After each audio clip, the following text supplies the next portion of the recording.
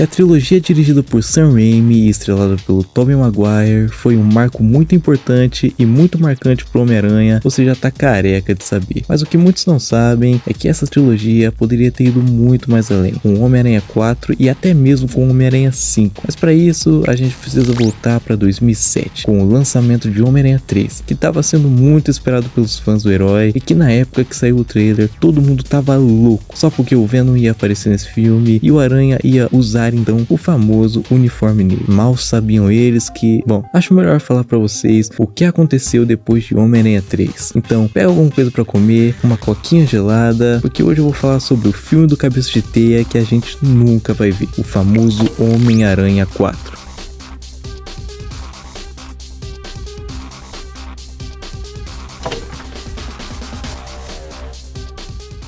Quando o Homem-Aranha 2 foi lançado, a Sony já estava planejando a continuação, e Sam Raimi estava muito empolgado para trazer o Homem-Aranha 3 para os cinemas. Ele vinha com ideias muito boas, onde o vilão principal ia ser o Abutre, e outros vilões iam aparecer no filme também, mas não iam ser os vilões principais. O problema é que a Sony detestava o Abutre, e o Sam Raimi gostava demais do personagem. Sendo sincero com vocês, o Abutre pode realmente ser um vilão meia boca do herói, mas como o Sam Raimi conseguia escrever muito bem seus personagens, provavelmente a gente ia ver um Abutre muito bom e bem escrito no filme. Mas é aquilo, né? A Sony de novo colocando o dedo onde não deve e o Avi Arad também se metendo onde não devia, fazendo o Sam Raimi mudar de ideia e colocar o Venom como vilão principal, coisa que o Sam Raimi já tinha dito pra eles que ele não gostava do Venom e não entendia o personagem, e que trabalhar com um personagem que você não entende e não ama faria com que o filme só decaísse na qualidade. E realmente, o Venom não é um personagem tão bom como dizem. Eu particularmente prefiro 1000 vezes um Duende Verde do que o Venom, mas enfim, eu nunca entendi o porquê que o Avi Arad tem esse fascínio pelo Venom. Cara, não faz sentido. É uma obsessão do caralho. Foi mal, rapaziada. Eu precisava desabafar aqui. Avi Arad, seu desgraçado. Bom, depois de tanta pressão do estúdio, o Sam Raimi teve que colocar o Venom e outros vilões também do filme, como o Homem-Areia e o Harry. Detalhe, antes do Venom e antes da Sony vetar a ideia do Abutre, os vilões principais seriam só o Homem-Areia e o Abutre. E juro, ficaria 1000 vezes melhor. Sério, tira o Venom do filme pra vocês verem. Nossa, fica bom demais. E então, o Homem-Aranha 3 é lançado nos cinemas com aquela salada de vilões e o filme foi um sucesso de bilheteria. E por muito tempo, foi o filme do Cabeça de Teia com a maior bilheteria. E hoje em dia ele só perdeu para aquela bomba de filme chamado Longe de Casa. Todo mundo tava esperando esse filme, até porque em 2004 tinha saído Homem-Aranha 2, então fazia sentido que ia ser essa fama toda pro 3. O problema é que o público não gostou muito, e a crítica falou bem mal desse filme. Você já deve saber os motivos do porquê o Homem-Aranha 3 é o mais fraco da trilogia. Na minha opinião, ele não é tão ruim assim quanto dizem não. Tem seus problemas, mas também tem seus acertos. Enfim, o Sam Raimi ficou tão bravo que ele ia ter que colocar o Venom no filme, que se você pegar pra assistir,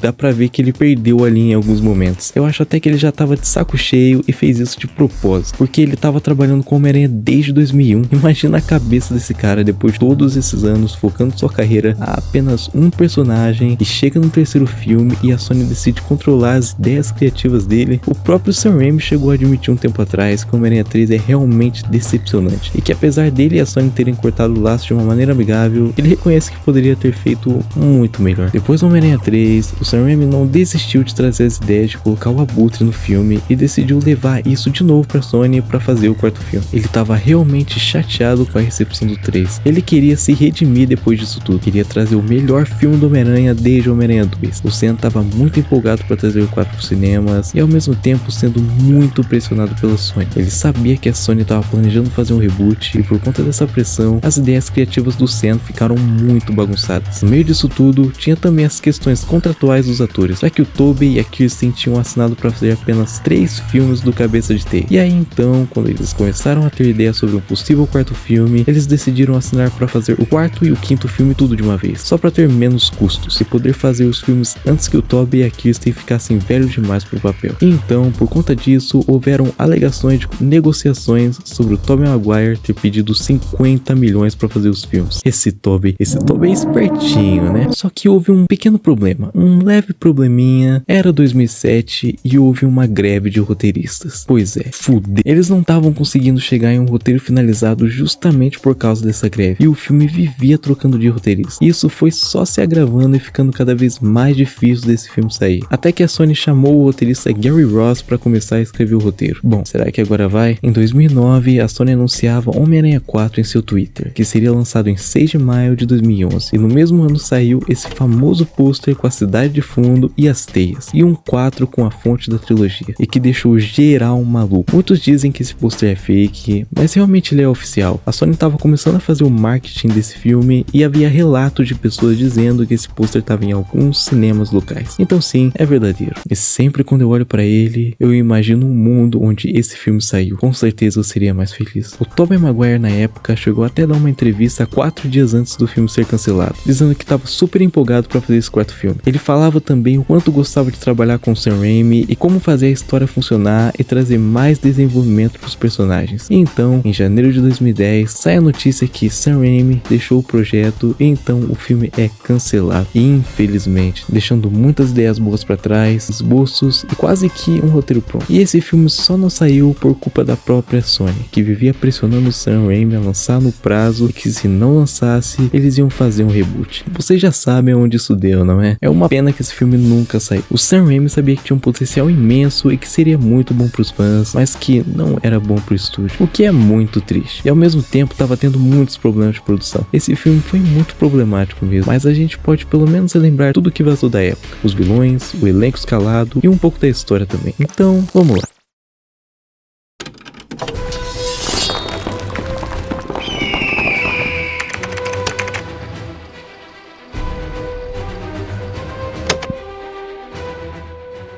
Como vocês sabem, o vilão principal do filme seria o Abutre, e quem estava sendo cotado para ser ele era o John Malkovich. Mas ele não seria o único vilão a aparecer no filme não. No começo a gente ia ver o Peter combatendo o crime e até derrotando vilões clássicos do herói, como o Gatuno e o Mistério, que aqui seria interpretado pelo incrível Bruce Campbell, um grande amigo do Sam Raimi, que já tinha feito algumas pontas na trilogia, como o apresentador da luta livre no primeiro filme, o porteiro snob que não deixa o Peter entrar na peça da Mary Jane e o atendente do restaurante italiano. E aqui no quarto filme ele seria revelado como Quentin Beck e que estaria de olho no Peter faz um bom tempo. Muito legal e interessante. Teria a Gata Negra no filme também, interpretada pela Anne Hathaway, e a personagem dela é meio confusa. Rolavam umas ideias de rascunhos que ela seria a Gata Negra, mas também em outros rascunhos ela seria como se fosse a parceira do Abutre. Não deu pra saber ao certo, mas o rumor forte é que ela seria a Gata Negra mesmo. E se ela não foi a Gata Negra, pelo menos ela conseguiu ser a Mulher Gata no terceiro filme do Batman dirigido pelo Nolan.